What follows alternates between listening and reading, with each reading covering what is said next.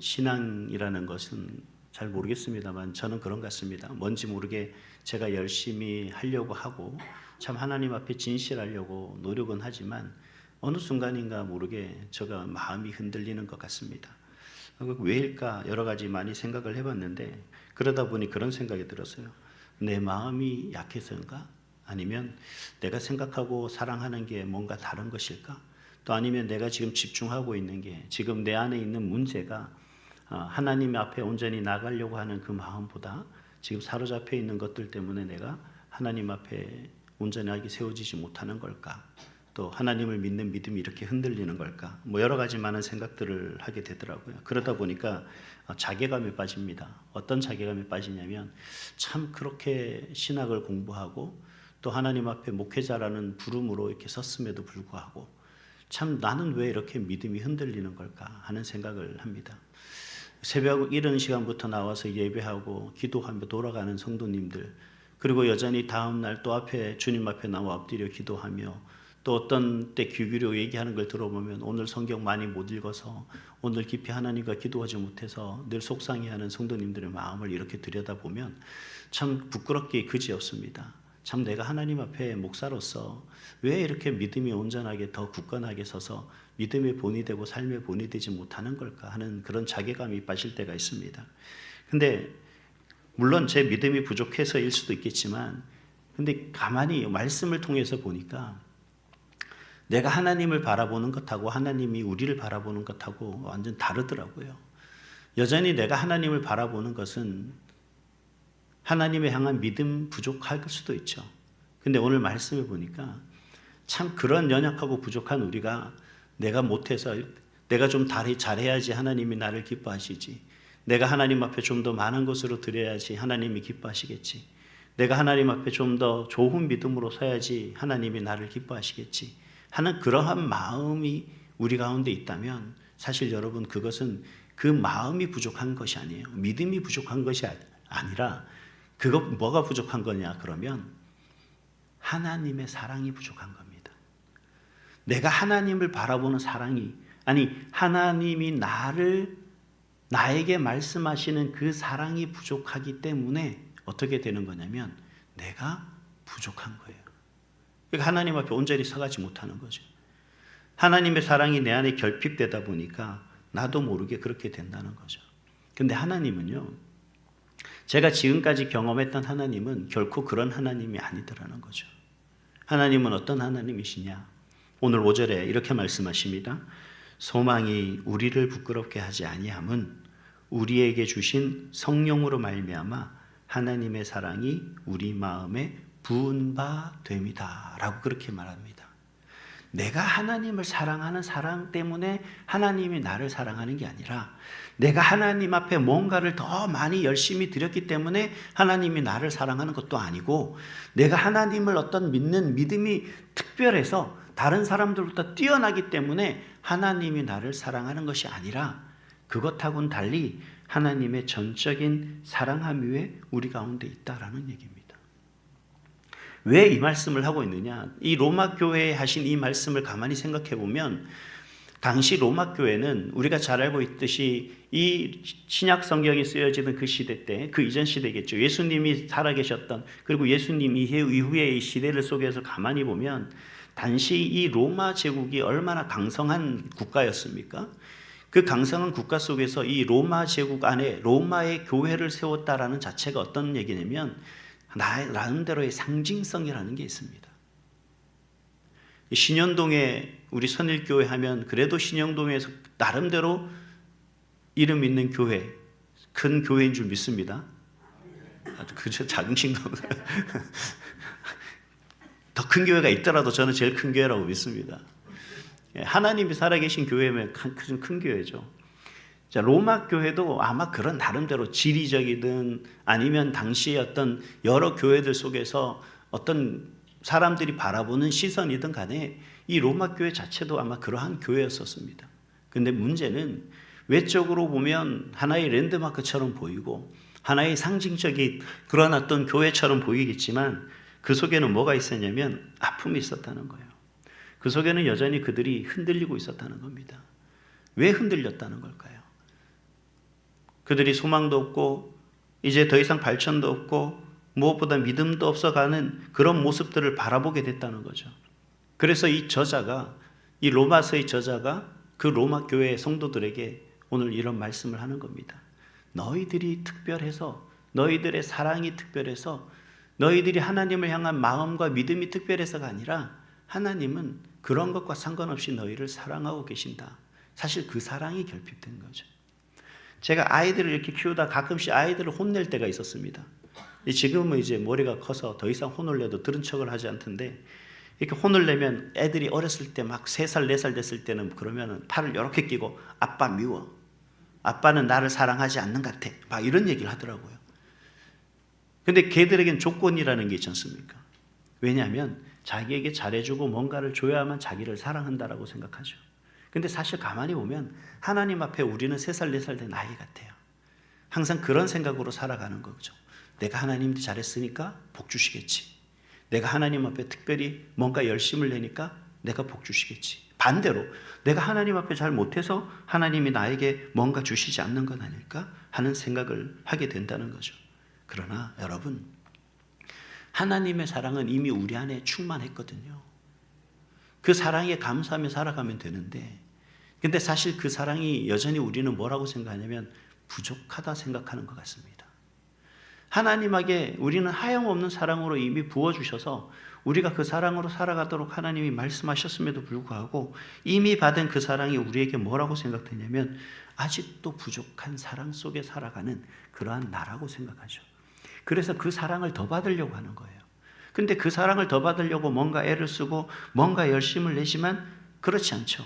뭔가 달라지지 않아요. 하나님은 사랑을 더 이상 주지 않는 것 같습니다. 그래서 우리는 또 스스로 판단해요. 내 믿음이 작았나?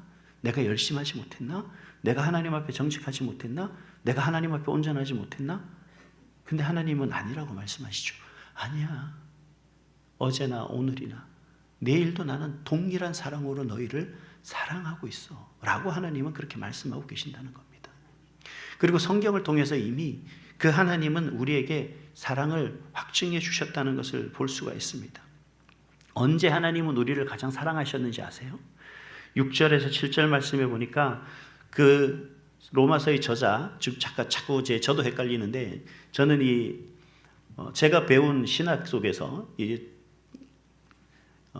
장로교 합동교단에 속해 있는 총신대학 신학대학원에서 배운 그런 신학 속에서 로마서의 저자는 사실 세계의 많은 신학자들이 의견이 분분합니다만 저희들은 로마서를 바울이 지었다라고 그렇게 생각을 하고 있고, 또 많은 다른 이견들이 있습니다만 저는 바울의 저자다라고 그렇게 믿기 때문에 제가 바울이라고 그렇게 표현을 하겠습니다. 로마서 저자를. 혹시 그 부분에 불편하신 분이 있다 그러면 그분들은 다른 저자다라고 생각하시면 되고요.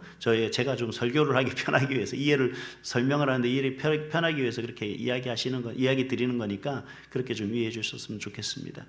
이 바울이 로마서 그 저자들에게 이야기하는 것 가운데서 특히 6절과 7절에 이런 표현들을 씁니다. 어떤 표현을 쓰냐면 연약할 때, 경건하지 않는 자, 또 의인이 아닌 자, 이런 표현을 씁니다. 잘 보세요. 하나님이 우리에게 저와 여러분에게 사랑을 베풀어 주셨을 때 그 사랑을 언제 주셨다는 거예요? 그게 우리가 연약할 때. 우리가 연약할 때가 언제입니까? 우리가 하나님의 자녀가 아니었을 때도. 더 나아가서 우리가 하나님을 믿는 믿음을 가진 사람이라고 이야기하지만 여전히 우리는 어떤 사람이었을 때? 경건하지 않는 의인이 아니었을 때도. 다시 말하면 이 모든 것을 종합해 보면 하나님은 어제도 오늘도 항상 우리를 뭐 하신다고요? 사랑하고 계신다는 겁니다. 인간의 어떤 상황, 여러분 상황을 하나님이 집중하고 계신 게 아니라는 거예요. 여러분의 형편을 집중하고 계신 게 아니라는 거예요. 누가 얼마나 무엇을 잘하느냐 하는 것을 하나님은 기준하지 않는다는 겁니다. 뭐가 중요하냐? 하나님은 여러분 자신 그 자체를 하나님은 사랑하고 계신다라고 그렇게 말씀하고 계십니다. 그리고 여러분을 사랑하시는 하나님이 어제나 오늘이나 내일도 항상 우리를 사랑하실 줄 믿습니다. 그래서 7절에 뭐라고 말씀하십니까? 의인을 위하여 죽는 자는 쉽지 않고 선인을 위하여 용감히 죽는 자는 혹 있거니와. 그런데 하나님은 우리는 어떻게 선택했느냐? 이처럼 우리가 누군가를 대신해서 뭔가 한다는 게 쉬운 일이 아니죠. 혹 있을지는 모르겠습니다. 대의를 위해서 아니면 뭐 정말 다수를 위해서 내가 희생하겠다 하는 사람이 있을 수는 있겠지만 정말 목숨까지 내놓을 정도로 모두를 위해서 목숨을 내놓을 수 있을 만한 그러한 사랑을 베푸지는 않죠. 근데 하나님은 그러한 모습으로 우리를 사랑하셔서 저와 여러분이 이 자리에 있는 줄 믿습니다. 하나님의 그 사랑 때문에 우리가 오늘 이 새벽에도 하나님 앞에 나와서 예배를 드리는 거예요. 그리고 하나님이 우리에게 말씀하고 계십니다. 내가 너희를 사랑하고 너희가 힘들고 어려울 때나 항상 언제든지 내가 너희를 사랑하니 뭔가를 더 열심히 하려고 뭔가를 더 줘야 되는가, 뭔가 또 다른 것을 내가 무엇을 또 다른 무언가를 해야만 하나님이 나를 사랑하시는가, 그 사랑에 갈급해하지 말고 그저 하나님이 주신 사랑을 다시 한번 우리 마음에 품고 그 마음을, 그 사랑을 바라보는 그런 모습이 되기를 소망하는 겁니다. 여러분, 이제 우리가 자녀를 놓고 보면은 자녀들이 모습이 어떻습니까? 그들이 뭔가 여러분에게 특별히 줘서 그 자녀가 특별히 사랑합니까? 아니면 그 자녀들이 뭔가 하는 짓이 얄미워서 그 자녀들이 다 얄밉습니까? 저도 둘밖에 없는 자녀지만 어떤 때는 이 손가락이 아프고 어떤 때는 저 손가락이 아프고 그러더라고요. 그러다 보니 더 애처로운 애인데 그게 누구가 됐든 그때 그에게 조금씩 사랑이 더 가고 마음이 더 가고 신경이 더 쓰이는 건 사실이더라는 거죠. 하나님이 우리를 향한 그 사랑이 바로 그런 겁니다. 근데 하나님은 이미 우리 가운데 너희들이 상황이 어땠든 형편이 어땠든 지금 모습이 어땠든 간에 여전히 너희들을 사랑하고 있다. 나는 너를 사랑한다. 라고 그렇게 말씀해 주고 계신 것이죠. 그 사랑이 어떻게 드러났습니까? 바로 십자가로 드러나지 않았습니까? 8절 말씀을 한번 보시겠어요? 우리가 아직 죄인 되었을 때에 그리스도께서 우리를 위하여 죽으심으로 하나님께서 우리에 대한 자기의 사랑을 확증하셨느니라 라고 그렇게 말씀하십니다. 여기에 이제 아직이라는 단어와 확증이라는 단어 두 단어가 아주 좀 중요한데, 아직이라는 말의 의미는 뭐냐면 사실 앞에서 충분히 설명했습니다. 변하기 전에, 내가 뭔가 하나님을 믿기 이전에, 그리고 또 뭐예요? 믿음이 좋아지기 전에, 여전히 죄인 되었을 때 그 모든 부분을 의미합니다. 우리는 아직 하나님, 나는 믿음이 부족해요. 하나님 아직 준비가 안 됐어요. 아직 하나님 뭔가 정말 마음가짐이 안 된 것 같아요. 라고 이야기하고 있지만, 그럼에도 하나님은 그 아직인 상태에 이르는 그 모습 속에서도 뭘 한다고요? 나를 위해 십자가에 못 박혀 죽으셨다는 사실입니다. 그리고 확증하셨다는 건 한 번만 그렇게 했다는 게 아니에요. 이제 그 효과가 영원토록 변함없이 지속된다라는 걸 이야기하고 있는 거예요. 하나님의 그 사랑은 단순히 과거에 우리가 알지 못했던 2000년 이전에 먼 예수라는 사람이 우리를 위해서 십자가에 못 박혀 죽으셨다라고 하는 사실 그 한 가지로서 끝나는 것이 아니라 그 사실이 오늘날 저와 여러분에게도 동일하게 작동되는 줄 믿습니다. 그게 진정한 하나님의 우리를 향한 사랑이에요. 근데 그 사랑이 여러분, 우리는 항상 뭐라고 생각하냐면 오늘 내 형편과 내 상황과 내 여건이 좋지 못하니까 자꾸 하나님이 나를 사랑하지 않는다고 하나님의 사랑을 자꾸 부정하는 거죠. 그러니 우리 마음이 흔들릴 수밖에 없다는 거죠. 여러분, 그거는 말이 안 되는 얘기인 거예요. 어떻게 보면 우리 어린아이가 떼쓰듯이 엄마 아빠는 나를 사랑하지 않아 라고 얘기하는 것과 다를 바가 없다는 거죠. 성숙한 그러한 신앙인은, 정말 성장하는 신앙인의 모습은 뭐냐면 내가 부족하지만 나를 사랑하시는 그 하나님을 생각하면 내 믿음이 흔들릴 이유가 없다는 겁니다. 오늘 여러분, 여러 가지 상황과 앞으로 우리가 살아가는 인생 속에 지금보다 더 어려운, 더 많은 사건 사고들이 있을 터인데, 그때마다 여러분 환경을 탓하며 그런 상황 속에서 살아가는 우리 인생의 모든 것 부분에서 하나님이 나를 사랑하지 않는다고, 내가 하나님 앞에 온전히 행하지 못했기 때문에, 내가 하나님을 정말 더욱더 섬기지 못했기 때문이라고 그렇게 하나님 탓을 하겠습니까? 그건 온전한 우리의 신앙이 아니겠죠. 그럼 우리는 어떤 모습으로 나가야 됩니까? 내가 부족하지만, 내가 연약하지만 지금 이 내 살아가는 삶의 모습이, 그 모든 것이 내가 마음에 들고 넉넉하지 않지만 그러나 나를 사랑하시는 하나님께서 나를 버려두지 않을 거라는 사실을 기억하시기 바랍니다. 그게 우리의 소망이고 희망입니다. 오늘은 내가 좀 부족하고 연약하지만 나를 사랑하시는 그 하나님께서 내가 하나님의 그 사랑을 받는 내가 오늘만큼은 내가 흔들리지 않을 것이다. 흔들리지 않겠다라는 그 마음으로 나아가는 저와 여러분이 될 수 있기를 간절히 소망합니다. 여러분, 우리 마음은 연약해서 수십 번, 수백 번, 수천 번, 수만 번 흔들릴 거예요. 흔들리는 게 나쁜 게 아니에요. 흔들리는 게 모자라는 게 아닙니다. 흔들리는 게 믿음 없는 게 아니에요. 누구나 흔들린다는 사실을 기억하시고 그 흔들림 속에서도 내가 하나님의 사랑을 확증하고 그 하나님의 사랑을 굳건히 붙들고 하나님께 소망을 두고 희망을 두며 내가 앞으로 나아갈 거라는 더욱더 하나님 앞에 더 큰 믿음으로 설 수 있다라는 그 믿음 속에 살아가는 그 믿음이 저와 여러분의 믿음이 될 수 있기를 간절히 소망합니다. 제가 보니 우리 자녀들이 항상 염려되는 게 그거예요. 쟤들이 과연 정말 믿음 위에서 온전히 살아갈 수 있을까? 저 녀석들이 진짜 이 세상이 점점 혐악해지고 뭔가 정말 살아가기가 점점 더 어려워지는 것 같은데 과연 저들이 믿음을 지키며 살아갈 수 있을까? 여러분 염려되지 않습니까? 우리 자녀들? 걱정되죠.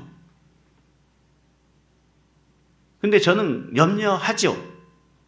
근데 염려하고 뭘 합니까? 우리는 기도하죠. 근데 왜 기도해요? 지금 하는 모습을 봤을 때 그 자녀들이 뭔가 금방 변할 것 같아요? 잘 안 변할 것 같습니다.